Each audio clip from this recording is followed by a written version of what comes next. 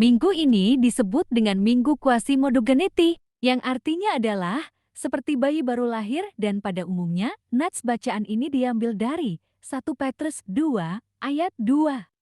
Minggu Quasimodogeniti merupakan minggu pertama setelah kebangkitan, dan teologi yang ditekankan pada minggu ini adalah mengenai kehidupan yang baru lahir melalui Yesus Kristus. Dalam minggu ini sangat ditekankan seperti bayi baru lahir, yang diartikan maknanya sebagai kita anak Allah yang sudah dipulihkan atau semua dosa-dosa kita yang sudah dihapuskan. Sehingga kita terlihat seperti anak bayi yang baru lahir yang mengalami pembaharuan, yang memiliki pikiran yang jernih, yang tidak tahu tentang kejahatan, namun harus memiliki pikiran yang bersih dan memiliki kekuatan baru. Sehingga dalam minggu setelah Paskah ini harus selalu bersyukur karena kasih Allah yang selalu nyata di dalam kehidupan kita anak-anaknya. Sahabat yang terkasih, khotbah kita dalam minggu ini diambil dari Kisah Para Rasul 9 ayat 1-6. Setiap orang pasti mempunyai latar belakang yang berbeda-beda.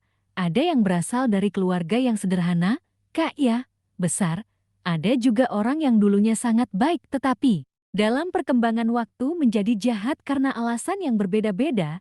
Ada juga orang yang dulunya begitu jahat, tetapi dalam perkembangan waktu menjadi orang yang sangat baik.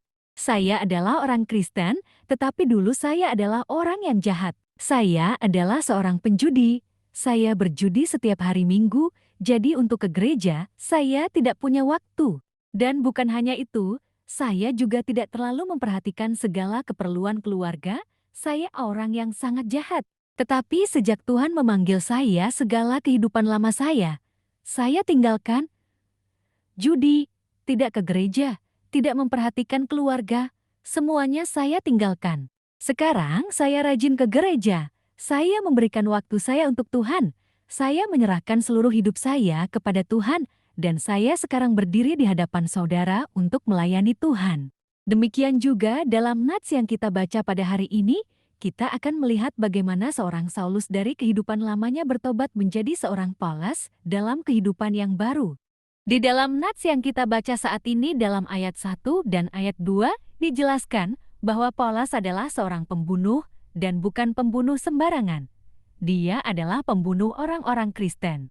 Menurut saya, dia ini adalah seorang pembunuh yang sangat-sangat jahat. Kalau kita baca dalam Kisah Rasul pasal 7 tentang kematian Stefanus, dijelaskan bahwa Paulus ada di sana menyaksikan kematian dari Stefanus, dan bukan hanya itu, menurut saya, malah Paulus yang merencanakan kematian Stefanus. Sekali lagi saya katakan bahwa Paulus sebelumnya adalah seorang yang sangat jahat. Pertobatan Paulus dijelaskan dalam ayat 3-6, dalam perjalanannya ke Damsyik Tuhan bertemu dengan Paulus. Dijelaskan tiba-tiba cahaya memancar dari langit lalu mengelilingi Paulus. Saya percaya bahwa cahaya yang memancar dari langit ini adalah cahaya kemuliaan Kristus. Karena Kristus itu begitu mulia dan agung. Setelah itu, dijelaskan bahwa Paulus rebah ke tanah. Kenapa sebenarnya Paulus rebah ke tanah? Karena Paulus benar-benar tidak layak menghadap Kristus, menatap wajah Kristus dalam kemuliaannya.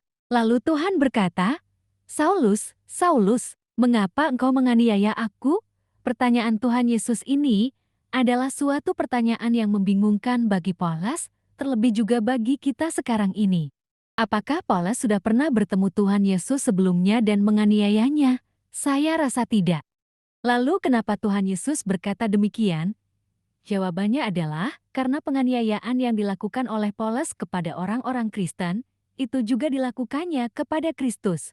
Tuhan memberikan perintah kepada Paulus. Tuhan berkata, "Bangunlah dan pergilah." Lalu apa respon Paulus?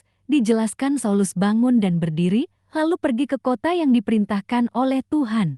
Hal yang kita pelajari dalam bagian ini adalah ketaatan Paulus. Dahulu Paulus adalah yang melawan Kristus, tetapi sekarang Paulus taat kepada perintah Kristus. Tuhan memberikan tugas kepada Paulus, yaitu untuk membagikan Injil Kristus. Dijelaskan di dalam ayat 16b, banyak penderitaan yang akan ditanggung oleh Paulus, dan pada perkembangannya penderitaan tersebut dialami oleh Paulus. Tetapi sebelum tugas itu diberikan kepada Paulus, Paulus terlebih dahulu harus mengalami pemenuhan Roh Kudus, setelah itu dia dibaptis.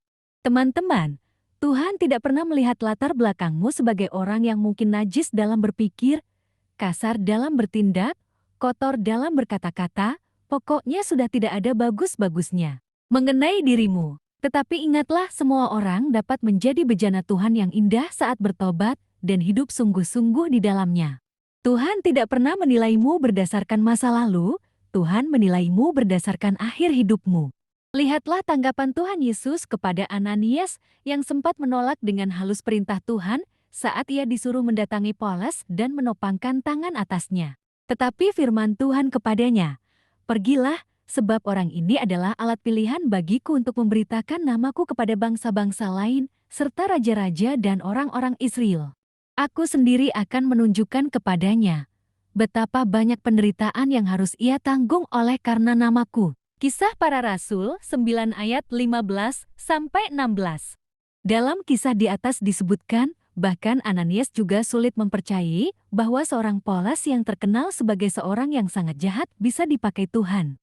Sahabatku, mari kita belajar untuk tidak menghakimi orang-orang di sekitar kita, terutama orang yang belum mengenal Tuhan dengan perbuatannya yang tidak terpuji. Atau juga menghakimi perbuatan orang yang sekalipun sudah sebagai anak Tuhan, tetapi hidupnya tidak mencerminkan dia adalah seorang pengikut Kristus yang sejati. Sesungguhnya kita tidak akan pernah tahu bahwa sebuah ilalang bisa juga berubah menjadi gandum, bahkan gandum juga bisa kok berubah menjadi ilalang. Jadi waspadalah supaya hati kita tidak menjadi hati ahli Taurat atau orang Farisi yang sibuk menilai orang, tetapi tidak mengoreksi dirinya sendiri. Sebab perbuatan masing-masing orang akan tampak pada kesudahannya. Rasul Petrus menuliskan sebuah nasihat yang sangat membangun untuk semua pengikut Kristus yang berbunyi, "Kesudahan segala sesuatu sudah dekat. Karena itu puasailah dirimu dan jadilah tenang, supaya kamu dapat berdoa." 1 Petrus 4 ayat 7. Dalam hal ini yang perlu kita lakukan adalah tetap menguasai diri kita, mengekang lidah kita dari menunjuk atau ngomongin orang. Sebaliknya, berdoalah bagi setiap mereka yang masih jauh dari Tuhan, supaya dijamah, mengalami perjumpaan dengan Tuhan, dan dapat bertobat dengan sungguh-sungguh.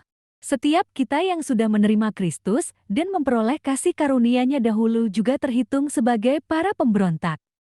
Dan kini bagi kita yang sudah diubahkan dari seorang pendosa menjadi hamba Tuhan, janganlah kita mudah menghakimi mereka, tetapi serahkan penghakiman pada hakim yang adil itu dan berlarilah kepada panggilan kudus dari Tuhan Yesus. Hari ini Tuhan hendak menanggalkan selubung yang mungkin selama ini nyangkut dalam pikiran dan hati kita. Daripada sibuk menilai orang, marilah sibuk membangun diri kita secara pribadi bersama Tuhan. Kita pun perlu setia dan konsisten mengikut Tuhan dengan memiliki hubungan bersamanya dalam keseharian kita. Keselamatan menyangkut pribadimu dengan Tuhan secara personal. Lakukanlah bagianmu sebagai hamba yang setia pada tuannya, sebagai seorang anak yang taat pada ayahnya, sebagai domba yang selalu mengikut sang gembalanya, sekalipun sang gembala sedang keluar mencari satu ekor yang hilang itu. Perlu kita ketahui bahwa bukan kita yang mencari Tuhan, tetapi Tuhanlah yang menemukan kita, seperti yang kita pelajari dalam Poles.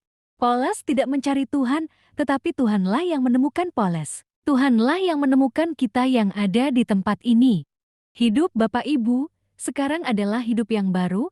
Jangan kembali lagi dalam kehidupan yang lama. Layanilah Tuhan dalam keadaanmu sekarang. Baca Alkitab setiap hari, berdoa setiap hari kepada Tuhan, dan lakukanlah yang terbaik untuk Tuhan dan untuk sesama Anda yang ada di tempat ini. Seperti bahan khotbah kita. Sementara itu berkobar-kobar hati Saulus untuk mengancam dan membunuh murid-murid Tuhan. Ia menghadap imam besar dan meminta surat kuasa daripadanya untuk dibawa kepada majelis-majelis Yahudi di Damsyik, supaya jika ia menemukan laki-laki atau perempuan yang mengikuti jalan Tuhan, ia menangkap mereka dan membawa mereka ke Yerusalem. Dalam perjalanannya ke Damsyik, ketika ia sudah dekat kota itu, tiba-tiba cahaya memancar dari langit mengelilingi dia. Ia rebah ke tanah dan kedengaranlah olehnya suatu suara yang berkata kepadanya, "Saulus, Saulus, mengapakah engkau menganiaya aku?" Jawab Saulus, "Siapakah engkau?" "Tuhan," katanya, "akulah Yesus yang kau aniaya itu. Tetapi bangunlah dan pergilah ke dalam kota, di sana akan dikatakan kepadamu apa yang harus kau perbuat. Demikian khotbah kita minggu ini. Tuhan Yesus memberkati.